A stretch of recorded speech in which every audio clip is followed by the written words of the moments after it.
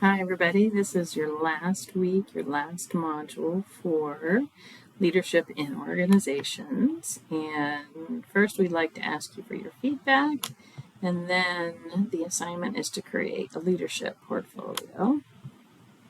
So, what did you learn in the course that will benefit you, and how will you apply this learning in the future? So it'll just be the three of us. I'll be learning from your discussion points.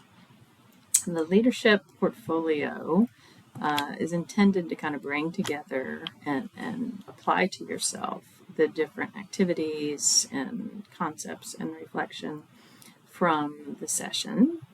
So a couple of components, take a couple of the assessments, two at least of the assessments at the end of the chapters that are most aligned with your goals and your philosophy. Provide some results, and then talk about your learning. Create, if you don't have one already, personal leadership philosophy.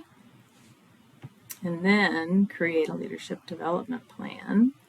What might you do to enhance your effectiveness? How would you intentionally engage in this development? And what is your plan? So I would start out by setting some goals. First of all, figuring out what are your goals or what are your objectives related to leadership. Your desired outcomes, set some specific goals, then create some action plans to figure out how you're going to get from where you are today to where you want to be in terms of your leadership. So this is my first time through on this side of this assignment. I reduced the number of pages down to 5 to 8. If you come in a little bit under that, that's fine. If you come in over that, that's fine too. So this is a test for all of this. So I look forward to reading about what you've learned and what your future plans are for leadership.